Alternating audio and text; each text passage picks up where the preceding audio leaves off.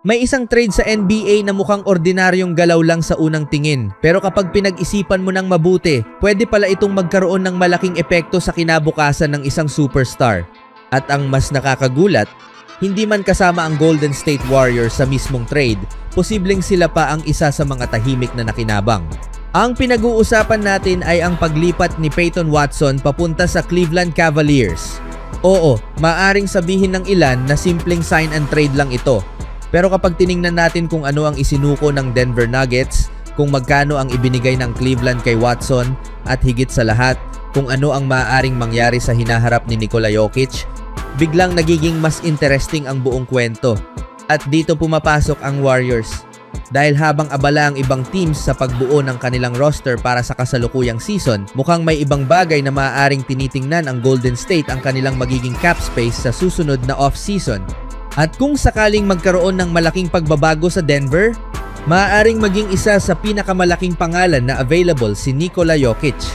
Pero bago tayo pumunta roon, pag-usapan muna natin kung bakit naging malaking risk para sa Nuggets ang pagkawala ni Peyton Watson.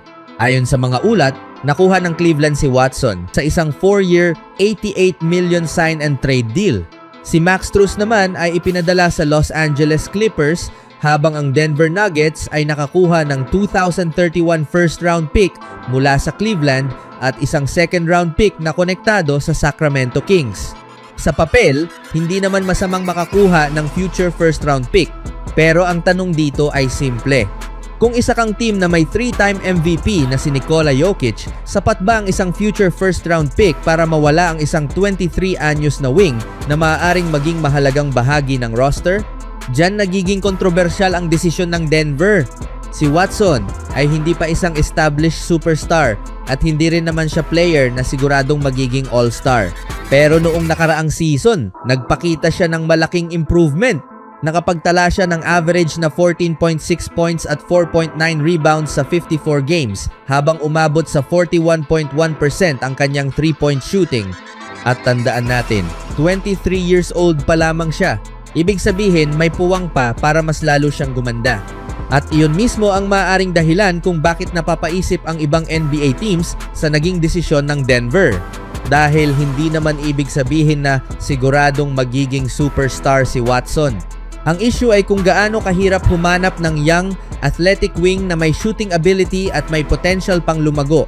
At mas lalong naging interesting ang sitwasyon dahil may pagkakataon naman ang Nuggets na panatilihin siya. May mga ulat na nag-alok ang Denver ng 4-year $70 million contract pero sa huli, hindi nila itinapat ang dagdag na $18 million na nakuha ni Watson mula sa Cleveland. At dito natin kailangang tanungin, bakit? Bakit handa ang Cleveland na magbigay ng $88 million para sa isang player na ngayon pa lamang talaga nagsisimulang magkaroon ng malaking role habang ang Denver ay tila ayaw ng lumampas pa sa kanilang financial limitations? Maaaring ang sagot ay salary cap restrictions. Maaaring gusto nilang maging mas flexible o maaaring may mas malaking plano ang Nuggets.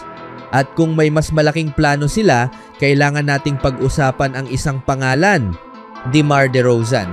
Matapos ang Watson sign and trade, naiulat na nagpivot ang Denver patungo kay DeRozan. Sa experience, scoring at veteran leadership, madaling maintindihan kung bakit attractive ang idea. Pero may problema. Kung ang goal ng Denver ay manalo ngayon kasama si Jokic, kailangan nilang maging maingat sa bawat roster move. Dahil kapag nagpalit ka ng isang batang player na may potential para sa isang veteran scorer, hindi lang talent ang pinag-uusapan. Pinag-uusapan mo rin ang timeline ng team. At dito nagiging mahalaga ang Warriors. Dahil kahit hindi sila direktang kasali sa Watson trade, ang nangyari sa Denver ay maaaring magbukas ng isang napakalaking possibility para sa Golden State. Ang Warriors ay inaasahang magkakaroon ng malaking cap flexibility sa susunod na off-season. At sino ang posibleng maging available kung sakaling magbago ang direksyon ng Denver? Nikola Jokic. Siyempre, kailangan nating maging malinaw. Hindi ibig sabihin nito na aalis na si Jokic sa Nuggets. Sa katunayan, napakahirap isipin na basta-basta niyang iiwan ang Denver.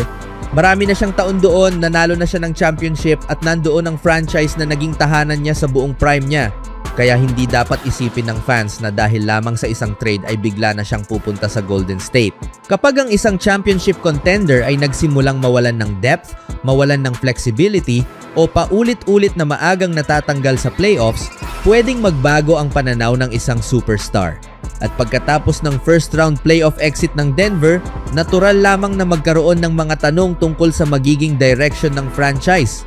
Ito ba ang roster na kayang magbigay kay Jokic ng isa pang championship? O kailangan ng gumawa ng mas malalaking pagbabago? At kung hindi magiging successful ang kanilang next moves, doon maaaring maging interesting ang off-season. Dahil habang kailangang magdesisyon ng Nuggets kung paano nila palalakasin ang roster sa paligid ni Jokic, maaaring tahimik namang naghahanda ang Warriors. At hindi lang cap space ang mayroon ang Golden State. May isa pa silang advantage. May history sila ng pagbuo ng teams na kayang magdala ng superstar talent. At higit sa lahat, may mga taong nasa loob ng Warriors organization na hindi natatakot gumawa ng malalaking moves kapag may opportunity. Mas lalo itong naging interesting dahil si Draymond Green mismo ay nagpahiwatig na maaaring maging target ng Warriors si Jokic kung sakaling maging available ito. Pero narito ang pinakamahalagang tanong. Kung sakaling maging available nga si Jokic, gugustuhin ba talaga niyang pumunta sa Golden State? At kung oo, ano ang kailangang mangyari bago iyon maging posible? Diyan nagiging mas mahalaga ang Peyton Watson trade. Dahil maaaring maliit lamang ang trade na ito kapag tiningnan mo ng hiwalay.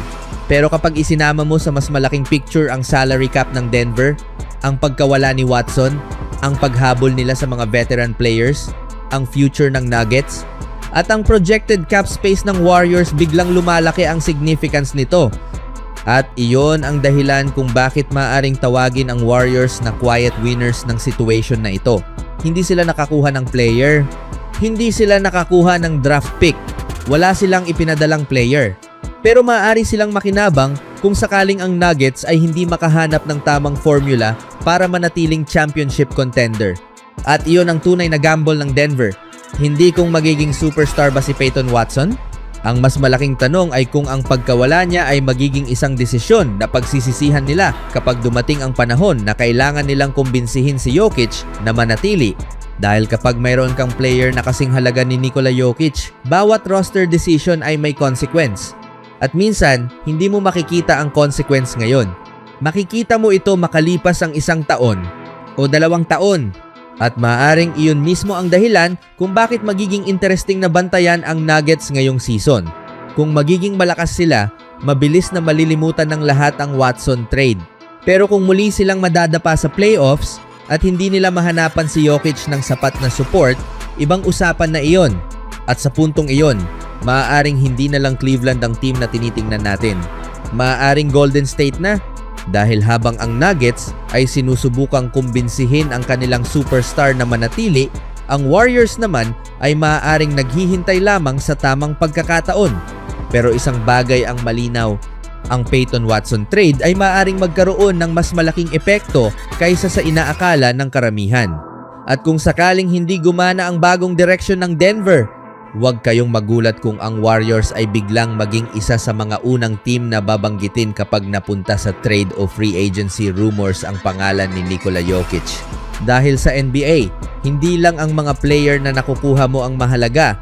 Minsan, ang pinakamalaking advantage ay ang flexibility na mayroon ka kapag dumating ang tamang pagkakataon.